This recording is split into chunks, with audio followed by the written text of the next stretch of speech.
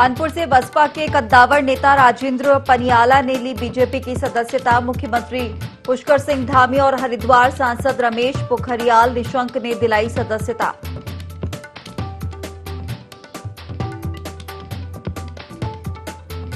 लोक सेवा आयोग के माध्यम से अब होगी राज्य में भर्तियां। सीएम धामी ने कहा 12,000 पदों पर जल्द होंगी भर्तियां।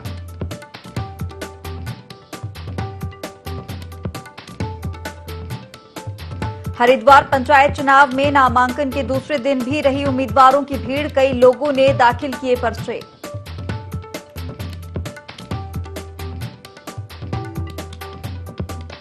उधम सिंह नगर के किच्चा में इनकम टैक्स टीम ने की छापेमारी। राजस्थान के मंत्री के भाई के आवास और मिल में हुई छापेमारी।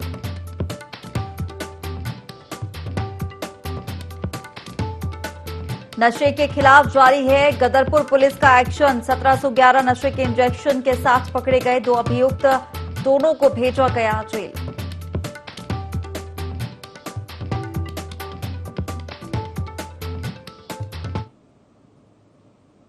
नमस्कार, बहुत स्वागत है आपका देवभूमि लाइव के इस खास बुलेटिन में। मैं हूं आपके साथ हिमांशा मेहता। बुलेटिन की शुरुआत करेंगे खबरों के साथ। उत्तराखंड सरकार अब प्रदेश में राज्य लोक सेवा आयोग के माध्यम से भर्तियां करेगी। इसे लेकर सीएम पुष्कर सिंह धामी ने कहा कि प्रदेश में 12,000 पद अभी भी रिक्त हैं। उन्होंने कहा कि 7,000 पदों में भर्तियां यूके SSSC के माध्यम से होनी थी, लेकिन जिस तरीके से गड़बड़ियां हुई उससे अब इन भर्तियों में थोड़ा व्यवधान हुआ है।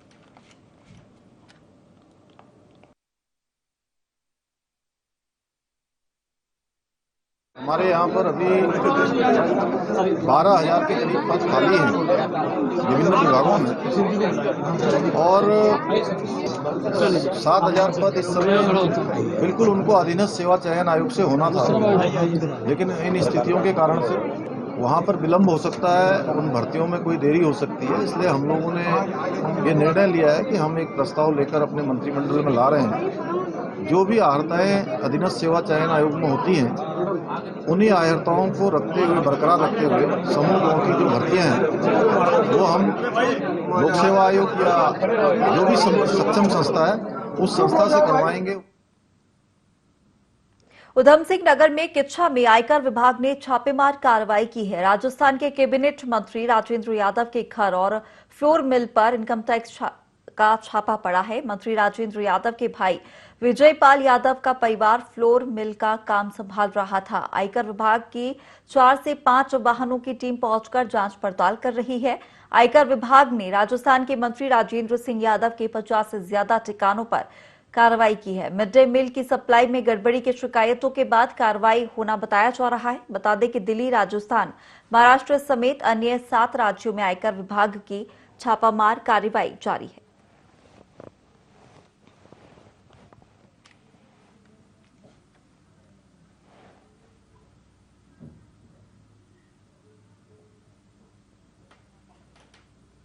लोहाघाट में अग्निवीर भर्ती परीक्षा में शामिल होने के लिए जाने वाले युवा बसें मुहैया नहीं कराने से भड़क गए। युवाओं ने परिवहन निगम और प्रशासन के खिलाफ प्रदर्शन कर नारेबाजी की। साथ ही युवाओं ने निगम डिपो के एजीएम नरेंद्र कुमार गौतम को ज्ञापन सौंपा है, जिसमें परीक्षा के लिए पिथौरागढ़ जाने के लिए बस उपलब्ध कराने की मांग की गई। वहीं एजीएम नरेंद्र गौतम ने कहा कि युवाओं के लिए बसों की कमी नहीं होने दी जाएगी।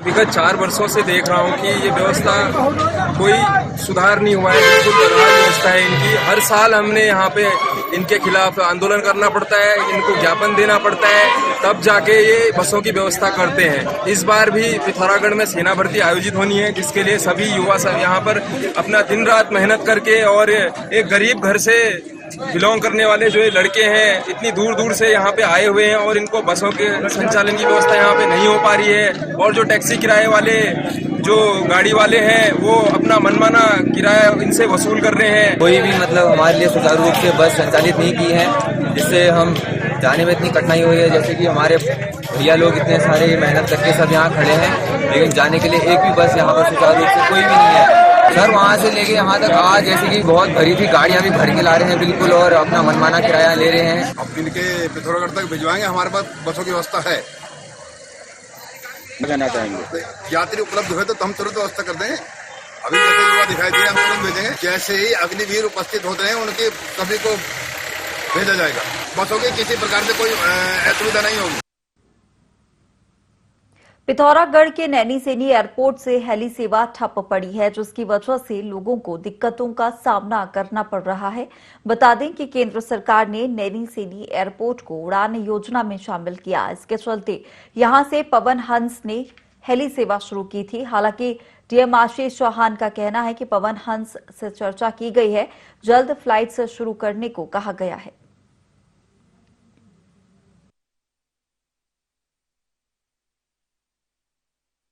इस संबंध में head of the operation UCADA से बातचीत करने पे ये इन्फॉर्मेशन दी गई है कि वेदर कंडीशन खराब होने के कारण हल्द्वानी से ऊपर की फ्लाइट्स नहीं हो पा रही। इस संबंध में मोका और पवनंस को भी सूचित किया गया कि शीघ्रातिशीघ्र फ्लाइट्स को स्टार्ट किया। लक्सर विकासखंड कार्यालय में नामांकन के दूसरे दिन जमकर भीड़ देखी गई। सुबह 10 बजे से प्रधान पद और बीडीसी पद के उम्मीदवारों का हजूम लग रहा। पुलिस व्यवस्था को बनाए रखने के लिए काफी मशक्कत करनी पड़ी। निर्वाचन अधिकारी ने कहा कि 2 साल से लंबित पड़े त्रिस्तरीय पंचायत चुनाव का रुझान देखने को मिल रहा है। वहीं अधिकांश ग्राम पंचायत अनारक्षित होने के कारण उम्मीदवार चुनाव में अपनी किस्मत आजमा रहे हैं।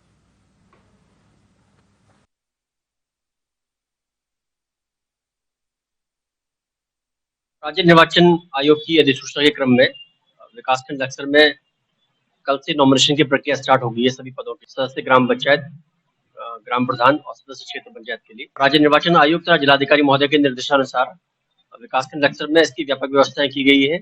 हर पद के लिए अलग अलग नॉमिनेशन काउंटर बनाए गए हैं। प्रधान और वार्ड मेंबर्स के लिए हमारे पास 8 काउंटर हैं, अर्थात 8 एआरओज सतत कार्य कर रहे हैं। सारी व्यवस्थाएं चाक चौबंद है। प्रयास किया जा रहा है कि जो हमारे निर्वाचक हैं, जो कैंडिडेट्स इलेक्शन लड़ रहे हैं, उनको कोई असुविधा ना हो। इसके अलावा पुलिस बल और जो है राजस्व का भी जो है पर्याप्त सहयोग मिल रहा है। पंचायत निर्वाचन में दिनांक 6/9 से नामांकन पत्र जारी करने का कार्यक्रम शुरू हुआ था कल से। तो कल इसमें जो है क्षेत्र पंचायत सदस्य के 40 के सापेक्ष हमारे 48 प्राप्त हुए हैं। प्रधान पद के 51 के सापेक्ष 88 नामांकन पत्र जमा हुए हैं और सदस्य ग्राम पंचायत के 587 के सापेक्ष 38 जमा हुए हैं।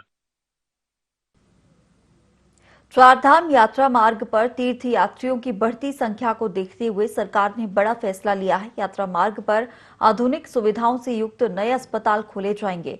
स्वास्थ्य मंत्री डॉक्टर धन सिंह रावत ने इस बात की जानकारी दी है। अस्पतालों में डॉक्टर, टेक्नीशियन एवं पैरामेडिकल स्टाफ के लिए अलग कैडर बनाया जाएगा। इस मामले में स्वास्थ्य विभाग के उच्च अधिकारियों को 2 सप्ताह के अंदर डीपीआर बनाकर प्रस्ताव तैयार करने के निर्देश दिए गए हैं। डॉक्टर रावत ने कहा कि आने वाले समय में चारधाम यात्रियों की संख्या 1.5 से 2 गुना बढ़ने की पूरी संभावना है और इसे देखते हुए चारधाम यात्रा का रूट पर स्वास्थ्य सुविधाओं को बेहतर बनाने का फैसला लिया गया है।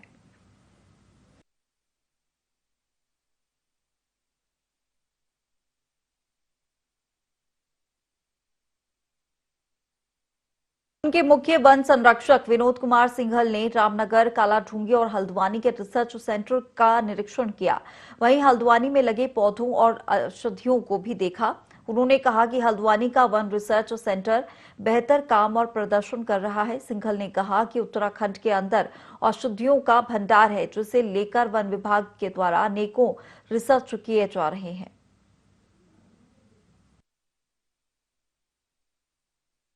रिसर्च खास करके एक ऐसी विंग है जिसमें आप एक्सपेरिमेंट करते हैं और यहाँ पे जितना भी रिसर्च का काम हुआ है और इस तरह के जितने भी काम किए गए हैं वो बहुत ही अच्छे कार्य यहाँ पे किए गए हैं और आगे भी हम इस पर पूरा हमारा पूरा प्रयास है कि इन कामों को हम रिसर्च के कामों को और आगे बढ़ाएं ताकि जो रिसर्च की हमारी फाइंडिंग्स हैं उसको फील्ड में हम अप्लाई कर सकें। देखिए, वन दरोगा या जो हमारे वन रक्षक हैं ये फील्ड के ही हमारे स्टाफ हैं और वनों में काम करना अपने आप में चैलेंज है, बट उसके साथ साथ जो भी नियमों के अनुसार जो भी उनके देय होता है हम पूरा प्रयास कर रहे हैं कि चाहे उनके आवास की स्थिति हो, चाहे चौकियों की स्थिति हो, वो कैसे बेहतर बना सकते हैं, जो सुविधाएं हैं वो कैसे बेहतर दे सकते हैं। कर्णप्रयाग में शिकायतों के निस्तारण के लिए डीएम की अध्यक्षता में तहसील दिवस का आयोजन किया गया, जिसमें बिजली, पानी, सड़क, स्वास्थ्य के से संबंधित कुल 82 शिकायतें दर्ज की गईं, जिसमें से अधिकांश शिकायतों का मौके पर ही निराकरण किया गया। वहीं जनता की शिकायतों का तहसील स्तर पर निराकरण करने के लिए महीने के पहले मंगलवार को आयोजन किया जाता है। वहीं इस मौके पर जिलाधिकारी चमोली ने कहा कि बैठक में उपस्थित नहीं होने वाले अधिकारियों का वेतन रोकने के आदेश दे दिए गए हैं। वहाँ पे अभी तक 5 साल हो गए हैं और अभी तक कोई भी काम ढंग से नहीं हुआ है। रोड का कटिंग तो हो गई है, लेकिन ढंग से अभी कोई भी काम डिस्कवर नहीं बने हैं, दीवारें नहीं बनी हैं और भी बहुत से काम हैं जो नहीं हुए हैं। स्कूल के बच्चों को समस्या हो रही है, गांव के सभी लोगों को समस्या हो रही है। समस्या इस प्रकार से थी कि यहाँ पर जो हमारा जो ब्लॉक मुख्यालय है, ब्लॉक मुख्यालय में जितने भी मनरेगा के कार्य होते हैं, उनमें जो मनरेगा के मटेरियल का जो भुगतान होता है वो समय पे नहीं किया गया है। पिछले विगत 2 वर्षों से इस पर किसी भी प्रकार का भुगतान नहीं हुआ है। हमारे अपने ही जो ग्राम सभा भटोली है, वहाँ पर एक आंगनबाड़ी का निर्माण कार्य किया गया, जो कि पूर्ण रूप से संपूर्ण है, बन चुका है। और उसमें जो आपका मटेरियल का जो भुगतान है वो मात्र 20 या 30 हज़ार रुपये के करीब हुआ है। तो उसी समस्या को लेकर हम यहाँ पर जब भी पहुँचते हैं मुख्यालय में, तो यहाँ के जो अकाउंटेंट हैं उनसे जब हम इस चीज़ की जानकारी लेते हैं, तो उनके द्वारा हमसे पहले तो उस भुगतान को करने के लिए एक जो कहा जाता है कि हमें कुछ खर्चा दे दिया जाए, तो वो हमारी सबसे बड़ी समस्या। और इस समस्या को लेकर जब हम जिलाधिकारी महोदय के पास सम्मुख अपनी समस्या को रखें, तो उनके द्वारा ये आश्वासन दिया गया है कि हम इस समस्या पे तुरंत निकालें।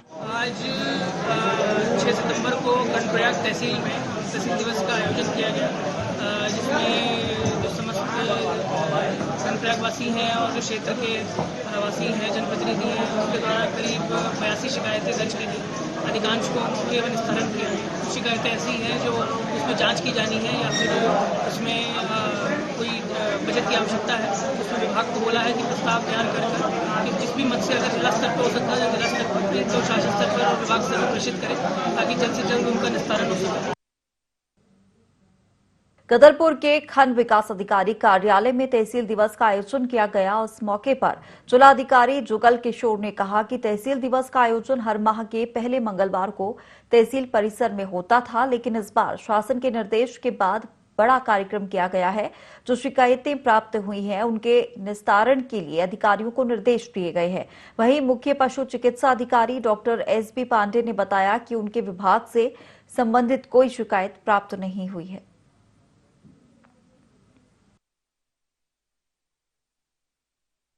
जितनी भी यहाँ पर समस्याएं हैं, चाहे नगर पालिका से संबंधित हो, चाहे के ब्लॉक से संबंधित हो या किसी भी विभाग से संबंधित हो, यहाँ और आसपास के ग्रामीण क्षेत्रों की समस्याएं, उसमें DM साहब का हम लोग बहुत आभार व्यक्त करते हैं कि आज तहसील दिवस में DM साहब यहाँ पर पधारे और DM साहब ने एक एक जन समस्या को सुना। प्लास्टिक को लेके आपने देखा होगा नगर पालिका जिस शिद्दत से लगी पड़ी है यहाँ पर, उस तरीके से कई लोगों को यहाँ चालान वगैरह भी किए हैं और कहीं ना कहीं हमें लगता है कि 15-20 दिन में 1 महीने के अंदर अंदर प्लास्टिक में थोड़ी सी कमी आई है। और विभाग से संबंधित अभी शिकायत तो कोई नहीं प्राप्त हुई है। वर्तमान में जो बीमारी फैली है लंपी बीमारी, उसका टीकाकरण कार्य यहाँ पर किया जा रहा है और पशुपालकों को उससे संबंधित दवाइयाँ यहाँ पर वितरित की जा रही हैं। 45 लोग अभी दवाएँ ले गए बता रहे हैं। KCC के संबंधित कैंप लगा के पशुपालकों को जानकारी देते हैं कि KCC बनवाएं, इसमें जो भी उसके परफॉर्मर हैं उसको वेरीफाई हमारे हॉस्पिटल से करके संबंधित बैंक को दिए जाते हैं और बैंक वाले उसको KCC तैयार बना रहे हैं। अभी तक इसमें करीबन 65 शिकायतें आ गई हैं और ज़्यादातर शिकायतें राशन कार्ड परिवर्तन को लेकर हैं। कुछ शिकायतें हैं जिसमें रोड और नाली निर्माण को लेकर है और कुछ शिकायतों में विद्युत कनेक्शन और बाढ़ सुरक्षा कार्य को लेकर है। ये निर्देश दिया है कि जितने भी ऐसे कार्ड की वैकेंसीज हुई हैं उनमें जो पात्र व्यक्ति है उसको गरीबी रेखा वाला वाइट कार्ड और पिंक कार्ड दिया जाए और जो अमीर लोग हैं जिनके कार्ड ऐसे बन गए हैं उनको मोटिवेट करके उनसे कार्ड सरेंडर करवाया जाए। SSP उधम सिंह नगर और पुलिस अधिकारियों ने गदरपुर के निर्माणाधीन बाईपास का निरीक्षण किया। इस दौरान SSP मंजुनाथ TC ने कहा कि गदरपुर का बाईपास लगभग बनकर तैयार हो चुका है। यहां पर साइन बोर्ड, ब्रेकर और दिशा निर्देशों के अभाव में दुर्घटनाएं होने की संभावना है, इसलिए संकेतकों का प्रयोग ज्यादा से ज्यादा किया जाए। इसके लिए पुलिस अधिकारियों और नेशनल हाईवे के अधिकारियों को निर्देशित किया गया है।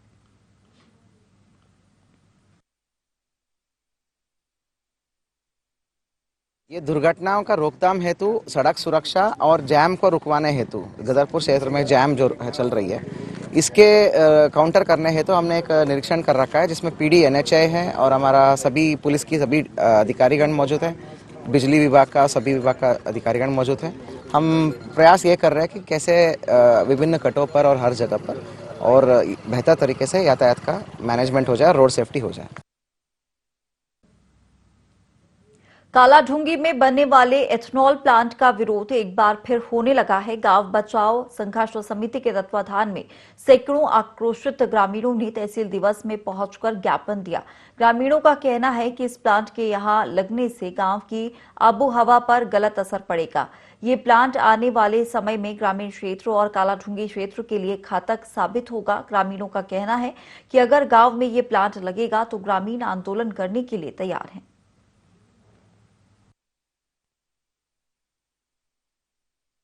हम सभी ग्रामवासी जो हमारे ग्राम सूरपुर में एथेनॉल का प्लांट बन रहा है उसके विरोध में हमारी लड़ाई हर जगह है। हमने तहसील में आज हमने पहले भी ज्ञापन दिया, आज फिर तहसील दिवस के मौके पे हम सभी ग्रामीण एकत्रित हुए।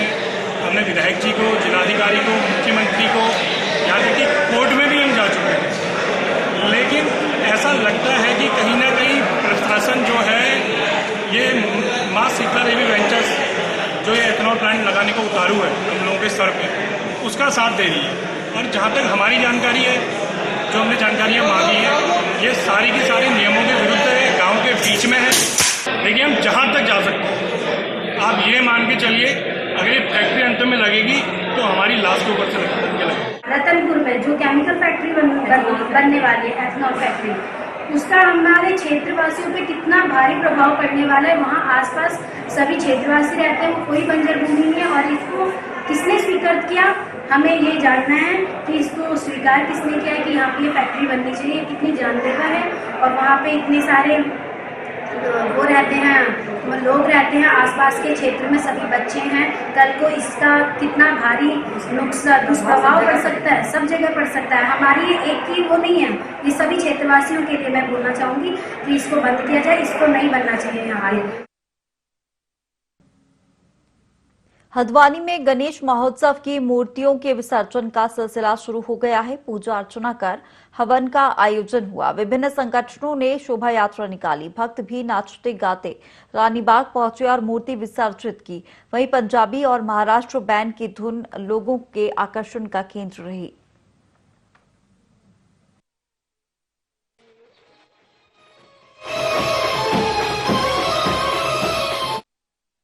साल है और हम सालों साल यह त्योहार मनाते रहेंगे। ये हल्द्वानी में स्थित मराठी मंडल सभी व्यापारियों को अपने साथ लेकर मनाते हैं और 7 दिन का कार्यक्रम ये रहता है और सभी हल्द्वानी वाले जो व्यापारी गण हैं सभी हमारी बहुत हेल्प करते हैं और सभी इससे जुड़ के बढ़ चढ़कर हिस्सा लेते हैं। ये अगले साल फिर से हम इस त्योहार का बहुत इंतजार करते रहते हैं और हमें बहुत खुशी हो रही है। लोहाघाट चंपावत एनएच किनारे पहाड़ी सब्जी बेचने वाले फतेह सिंह बोहरा की दुकान पर उमड़ने वाली भीड़ को देख हर कोई दंग है। ऐसा इसीलिए क्योंकि सीएम धामी ने लोहाघाट से चंपावत जाते समय अपना काफिला फतेह सिंह की दुकान पर रुकवाकर सब्जियां खरीदी थी और लोगों से भी फतेह सिंह की दुकान से सब्जियां खरीदने की अपील की थी, जिसके बाद से ही दुकानदार का व्यापार फल फूल रहा है, जिसके लिए उसने सीएम धामी को धन्यवाद ज्ञापित किया है।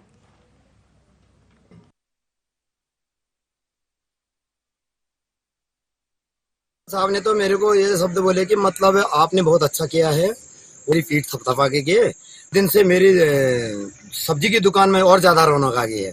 सीएम साहब के कदम क्या पड़े, मैं उनका बहुत आभार व्यक्त करता हूँ। हमारी दुकान में आए और उस दिन से मेरी दुकान में जो और चांद लग गई है, बहुत ज्यादा भीड़ हो रही है और सस्ता माल भी मिल रहा है, फ्रेश भी मिल रहा है। लोगों की बहुत ज्यादा से ज्यादा भीड़ हो रही है, बहुत बहुत धन्यवाद देता हूँ उनको। जसपुर में किसान यूनियन के पदाधिकारियों और स्थानीय रहवासियों ने टोल प्लाजा कर्मचारियों के खिलाफ NH 74 पर धरना दिया। बता दें कि बीते 2 दिन पूर्व चिराग चौहान नाम के व्यक्ति के साथ टोल प्लाजा कर्मचारियों ने मारपीट की थी। पीड़ित के पिता का आरोप है कि टोल प्लाजा कर्मचारी और मैनेजर गुंडागर्दी कर रहे हैं। जब तक उनके खिलाफ कार्रवाई नहीं की जाएगी, धरना जारी रहेगा।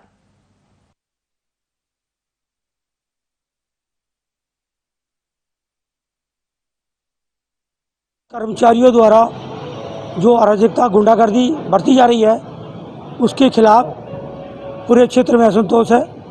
दिनांक 1 तारीख की रात्रि की जो घटना है, वो एक निर्दोष मेरे बेटे को, संयोग से मैं अपना बेटा कहूँगा, मेरा बेटा था, बिना किसी गलती के, बिना किसी कारण के उसको इतना मारा, लिटा के मारा और 20-22 आदमियों ने मारा और उसको काफ़ी चोटें आई हैं, फ्रैक्चर भी है।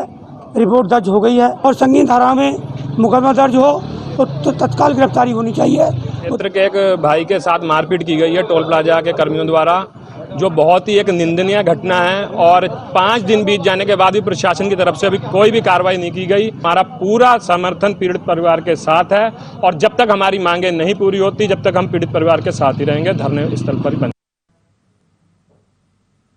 रामनगर के पश्चिमी डिवीजन के डीएफओ कुंदन कुमार लकड़ी की अवैध तस्करी को लेकर एक्शन मोड में है। लकड़ी तस्करों पर ताबड़तोड़ कार्रवाई हो रही है। वन विभाग के अलग अलग परिसरों में अवैध तस्करी से भरे वाहन धूल चाट रहे हैं। डीएफओ ने बताया कि 1 महीने में लगभग 70 वाहन सीज किए गए। इसके लिए अलग अलग मोटर मार्गों पर 8 बैरियर लगाए हुए हैं।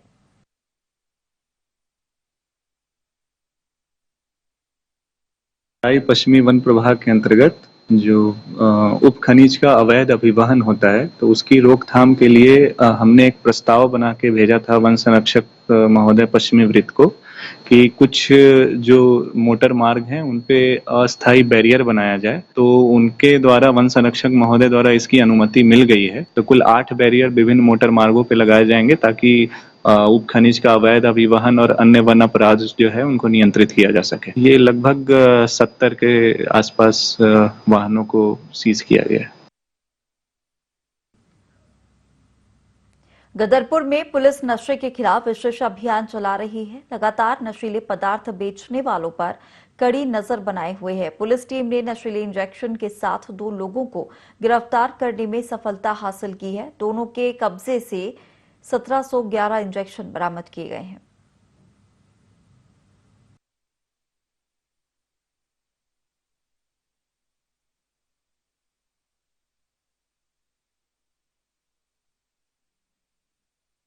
इंजेक्शन यहां पर जब्त किए गए। नशे के खिलाफ अभियान पुलिस यहां पर चला रही है। बता दें कि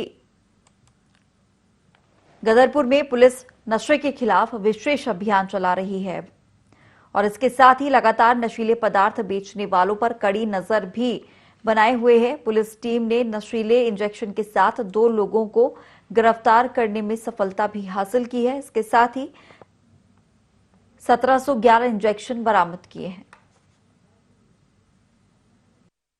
हैं जो उपदेश सिंह हैं, यहीं के रहने वाले, गदरपुर के रहने वाले, तो इनसे कुछ नशीले इंजेक्शन बरामद हुए और एनडीपीएस एक्ट के अंतर्गत उस पर अभियुक्त पंजीकृत किया गया।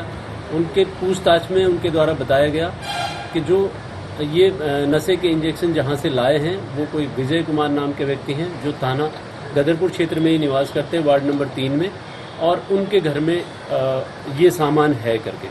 तो इसमें 29 एनडीपीएस एक्ट के तहत मुकदमा करते हुए, कार्रवाई करते हुए आगे उनके घर में जो है छानबीन की गई।